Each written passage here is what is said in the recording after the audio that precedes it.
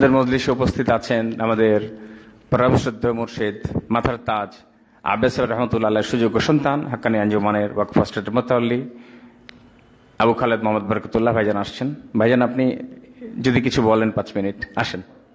উনাকে বলছে ভাইজান আপনি আসেন, আমাদের উর্সিকুল আরম্ভ হবে, আপনি 5 মিনিট কিছু বলেন ভাইজান। বিসমিল্লাহ। দর্শকপুরি আল্লাহুম্মা সাল্লি ওয়া সাল্লাম বারিক আলা আতিকা রাসূলুল করিম রাহমাতুল লিল আলামিন শাফিল মুজমিন সাইয়্যিদানা মাওলানা নবিয়ানা মুহাম্মদ ওয়া আলা আলিহি আহলে বাইতিহি আওলাদিহি ওয়া যুরিয়াতিহি আজওয়াজিহি ওয়া সাহবিহি আউলিয়াইহি উম্মতি আজমাইন কামা সাল্লাইতা সাল্লামতা বারাকতা রাহমাতা আলা সাইয়্যিদিনা ইব্রাহিম ওয়া আলা আলি সাইয়্যিদিনা ইব্রাহিম ইন্নাকা হামিদুম মাজিদ। হাক্কানি আঞ্জুমান এমন একটা প্রতিষ্ঠান, এমন একটা দরবার, এটা একটা খাঁটি তরিকার দরবার। তো এই দরবারে মানুষ আসে এবং আসার উদ্দেশ্য হওয়া উচিত যে কিভাবে আল্লাহর সাথে পরিচয় হয়, কিভাবে আল্লাহর সাথে সম্পর্ক হয়। এটা গতানুগতিক এই পীর সাহেবের দরবার না, কিন্তু বেশিরভাগ পীর সাহেবের দরবারে মানুষ যায়, সেখানে যে মানুষ তাদের চাকরির উন্নতি কিভাবে হবে, ব্যবসার উন্নতি কিভাবে হবে, এই দুনিয়া হাসিল করার জন্যই কিন্তু যায়, এবং সেখানে যায় টাকা পয়সার বিনিময় হয়, টাকা পয়সার লেনদেন হয়, টাকার বিনিময়ে অনেক কাজ হয়। কিন্তু আমাদের এই দরবারটা, আমরা প্রথমেই বলি যে আমাদের দরবারের স্লোগানই হচ্ছে বিনা পয়সায় দিন দুনিয়ার শান্তি ও মঙ্গল। তো বিনা পয়সায় দিন দুনিয়ার শান্তি ও মঙ্গল কিভাবে হবে, কিভাবে আত্মার রুহানির উন্নতি করা যায়, কিভাবে রুহানির তরক্কি করা যায়, সেই উপায়টাই কিন্তু এখানে বলে যায়। যে মানুষ এই দুনিয়াতে আসছে, দুনিয়াতে আসার পরে আমরা কিন্তু আমাদের সৃষ্টিকর্তাকে ভুলে যাই। আমরা দুনিয়াতে এসে দুনিয়ার কাজে এত ব্যস্ত হয়ে যাই যে আমাদের চিন্তা করার সময় থাকে না যে আমরা কোত্থেকে আসছি, কে পাঠালো, কে আমাকে সৃষ্টি করলো, আর আমি কোথায় যাব। এই বেসিক জিনিসগুলোই মানুষ ভুলে যায়। তো ভুলতে ভুলতে এমন একটা সময় আসে যখন মানুষ দুনিয়ার মোহে পড়ে এবং শয়তান আল্লাহর সাথে যেই চ্যালেঞ্জ করেছে সেই চ্যালেঞ্জে শয়তান বিজয়ী হয়, মানুষ পরাজিত হয়। পক্ষান্তরে আল্লাহ তাআলা বলছেন যে শয়তান যখন চ্যালেঞ্জ করেছিল যে পৃথিবীতে আমি একটা তোমার বান্দাকেও ছাড়বো না, প্রত্যেককেই আমি গোমরাহ করব। তো সেই গোমরাহ থেকে বাঁচার উপায় কি, সেই উপায়টাই কিন্তু আমাদের এই তরিকায় এখানে আসলে মানুষ বলে দিবে। তো আল্লাহর সাথে সম্পর্ক যদি করতে হয়, কোনো বান্দা যদি আল্লাহর সাথে সম্পর্ক করতে চায়, তো সর্বপ্রথমে তাকে কিন্তু খালেস দিলে আল্লাহর কাছে মাফ চাইতে হবে। যদি কেউ ইস্তেগফার না করতে পারে, কেউ যদি আল্লাহর কাছে কান্নাকাটি না করতে পারে যে আল্লাহ তুমি আমাকে দুনিয়াতে পাঠিয়েছো, তুমি যদি আমাকে রাস্তা না দেখাও তাহলে আর কেউ দেখাতে পারবে না, কোনো দরবার কোথাও আমি পাবো না। হেদায়েত একমাত্র আল্লাহ রব্বুল আলামিনের হাতে, এবং সেই হেদায়েতটা কিন্তু সরাসরি বান্দা চাইতে পারে আল্লাহর কাছে।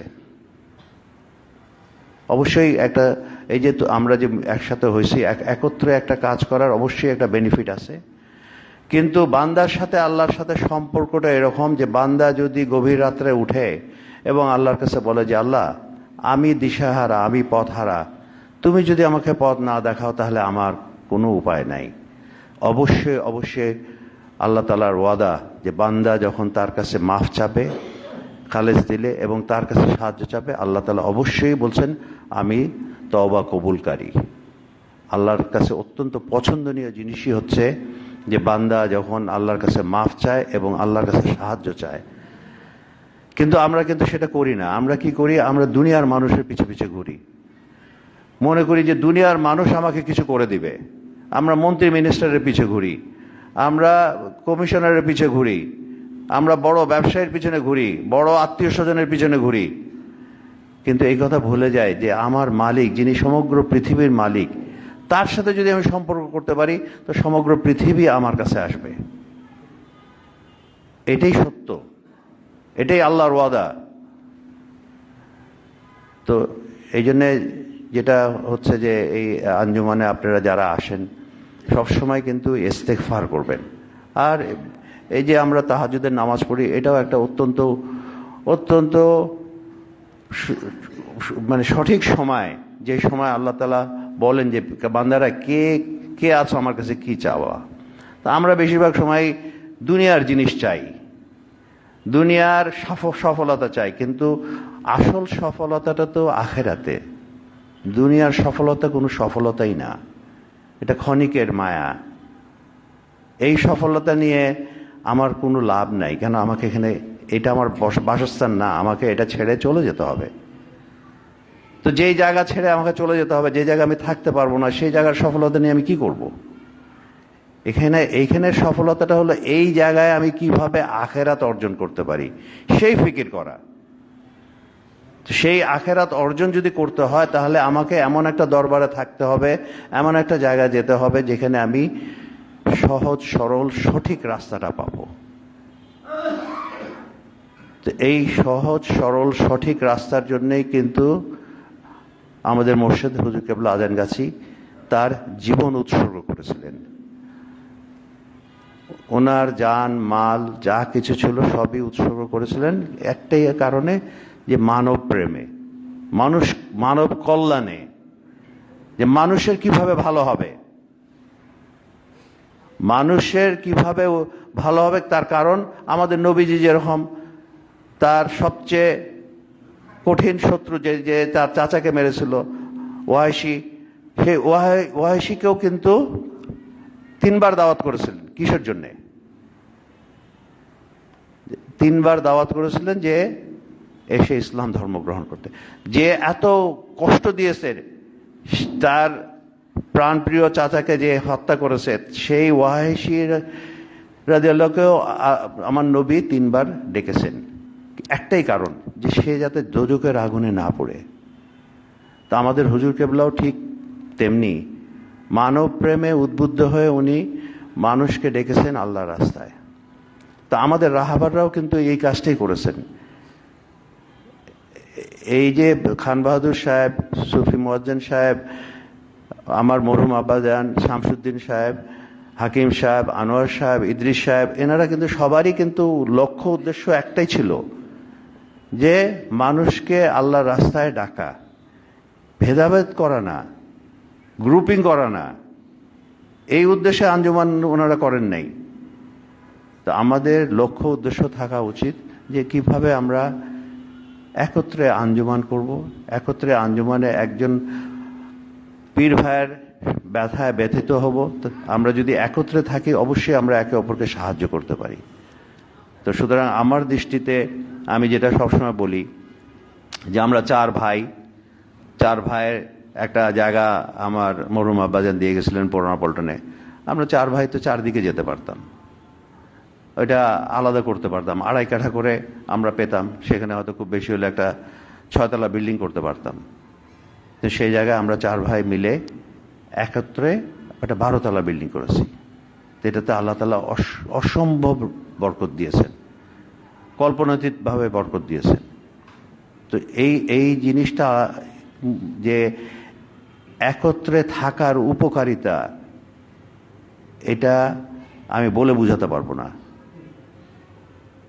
একটা সংসারে, একটা ফ্যামিলিতে যেখানে সবার সাথে মিল থাকে, বাপ চাচারা মিলে থাকে, সেই ফ্যামিলিটা অবশ্যই উন্নতি করে।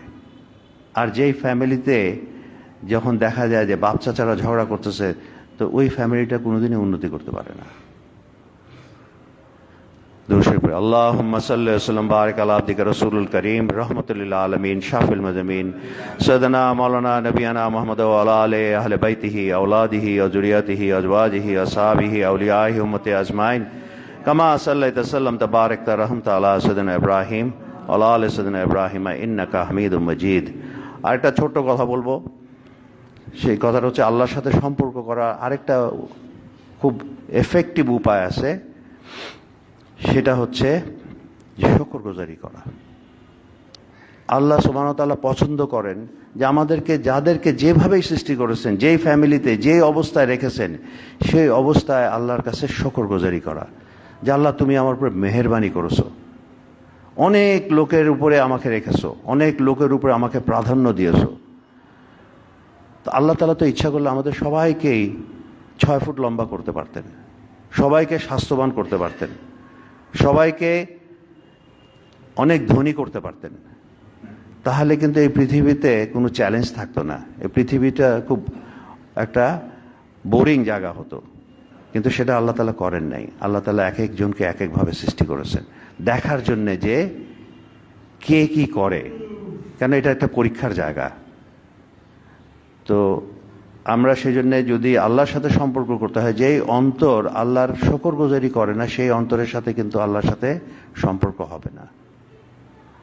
আল্লাহর সাথে সম্পর্ক করার শর্তই হচ্ছে যে surrender to the will of Allah, আল্লাহর ইচ্ছার কাছে আত্মসমর্পণ করা। আমাকে যে অবস্থায় আল্লাহ সুবহানাহু ওয়া তাআলা রেখেছেন সেই অবস্থায় আল্লাহর শুকরগুজারি করা এবং বলা যে আল্লাহ তুমি আমার উপরে মহা অনুগ্রহ করেছো। তো যখনই বান্দা এই শুকরগুজারির প্র্যাকটিসটা করবে তখনই কিন্তু তার সাথে আল্লাহর সাথে সম্পর্ক হবে। তো শুকরগুজারির প্র্যাকটিসটা করা উচিত। তো আমরা যেটা করি, শুকরগুজারির প্র্যাকটিস না করে না শুকরগুজারির প্র্যাকটিসটাই কিন্তু আমরা বেশি করি। আমরা দেখি যে আমার কিছুই হলো না, কিছুই পেলাম না, আমার অমুক বন্ধু তার এত কিছু হলো, আমার অমুক আত্মীয় তার এত কিছু হলো, আমার কিছুই হলো না। তো আমাদেরকে কিন্তু ওই অভ্যেসটা করতে হবে যে শুকরগুজারি করার। তো সেই শুকরগুজারি করতে হলে আমাকে কিন্তু চিন্তা করতে হবে যে আচ্ছা, আমি মায়ের পেটে যখন 9 মাস ছিলাম তখন আমাকে কে হেফাজত করলো, আমি যে এই পৃথিবীতে আসলাম আমাকে কে হেফাজত করলো, কে আমাকে এত বড় করলো, কে আমাকে শরীর দিল, কে আমাকে বুদ্ধি দিল, কে আমাকে মেধা দিল, কে আমাকে এই সংসার দিল, কে আমাকে এই সন্তান দিল। এই যে পাওয়া জিনিসগুলো যেগুলো আমরা পেয়েছি সেগুলোর দিকে দৃষ্টিপাত করা এবং আল্লাহর কাছে বলা যে আল্লাহ তুমি আমার উপর অনেক মেহেরবানি করেছো। দুরূদ শরীফ আল্লাহুম্মা সাল্লি ওয়া সাল্লাম বারিক আলা আবদিকা রাসূলুল কারীম রাহমাতুল লিল আলামিন শাফিল মুজমিন সাইয়্যিদানা মাওলানা নবিয়ানা মুহাম্মদ ওয়া আলা আহলি বাইতিহি আওলাদিহি ওয়া যুররিয়াতিহি আজওয়াজিহি ওয়া সাহবিহি আউলিয়াহি উম্মতি আজমাইন কামা সাল্লাইতা সাল্লামতা বারাকতা রহমতা আলা সাইয়্যিদিনা ইব্রাহিম ওয়া আলা আলি সাইয়্যিদিনা ইব্রাহিম ইন্নাকা হামিদুম মাজিদ।